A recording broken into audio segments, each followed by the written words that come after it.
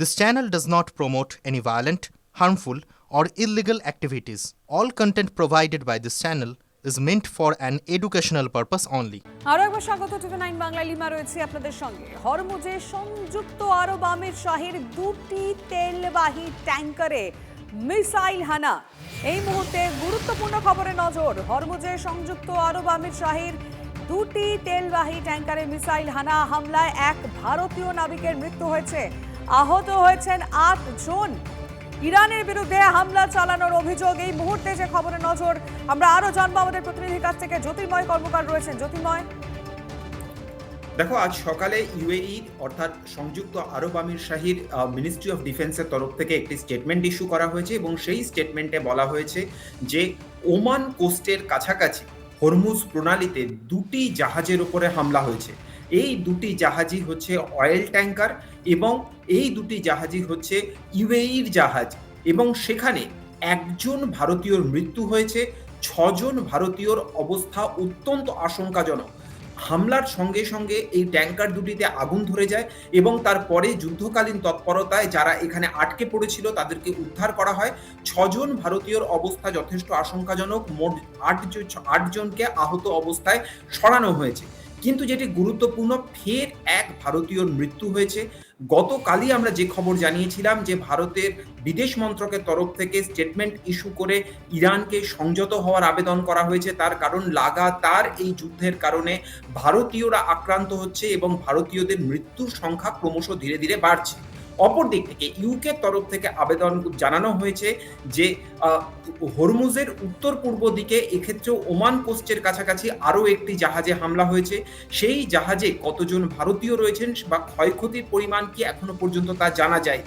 শুধুমাত্র ভারতীয় জাহাজ নয়, বিদেশি পণ্যবাহী এবং তেলবাহী জাহাজেও প্রচুর ভারতীয় কাজ করে। স্বাভাবিকভাবেই এই যুদ্ধের প্রভাব সরাসরিভাবে ভারতীয়দের ওপর পড়ছে, যা নিয়ে এই মুহূর্তে চরম উদ্বেগে রয়েছে বিদেশ মন্ত্রক এবং ইতিমধ্যেই ওমানে অবস্থিত ভারতীয় দূতাবাসকে যে ব্যক্তি মৃত্যু হয়েছে তার সঙ্গে যারা পরিচিতরা রয়েছেন তাদের সঙ্গে যোগাযোগ করতে বলা হয়েছে এবং তার পাশাপাশি যারা আহত রয়েছেন তাদের চিকিৎসার কি অবস্থা তুমি সঙ্গে থাকো জ্যোতির্ময়। আমি আসবো তোমার কাছে। এই মুহূর্তে আমাদের সঙ্গে কর্নেল নিতাংশ চৌধুরী রয়েছে।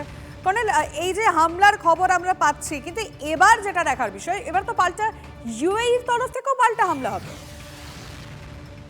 ইউএইর তরফ থেকে অথবা জিসিসি অন্য যেসব ছোট ছোট রাষ্ট্রগুলো আছে হামলা হতেই পারে, কিন্তু এখানে ভারতের হচ্ছে ভারতের একজন নাবিক মারা গেছে, আরো বেশ কিছু জন ৭ থেকে ৮ জন আহত হয়েছে।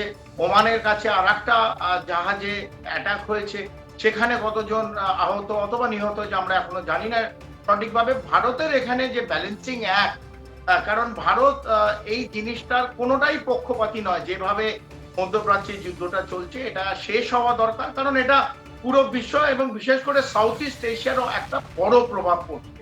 প্রত্যেক দিন আমরা দেখছি যে 2%, কোনোদিন 7% তেলের দাম বাড়ছে। এতে আমাদের দৈনন্দিন জীবনে প্রত্যেকটি জিনিসের দাম বাড়বে।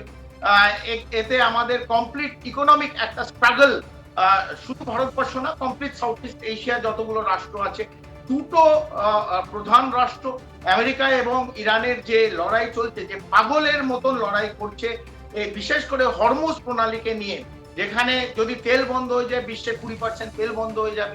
তো সেই জায়গা এটা ভারতের কথা, ভারতের নাবিক মারা গেছে, সেইভাবে একটা রাজনৈতিক এবং কূটনৈতিক চাপ হবে এবং ভারতকে খুব পরিষ্কার কথায় ইরানকেও জানাতে হবে, যদিও আমাদের ইরান বন্ধু দেশ এবং বহু বছরের বন্ধু দেশ, যে এইভাবে যেভাবে অ্যাটাক করা হচ্ছে মার্চেন্ট নেভিতে, এটা কোনো যুদ্ধ জাহাজে করা হচ্ছে না, এগুলোই মানে ইমিডিয়েটলি বন্ধ করা উচিত।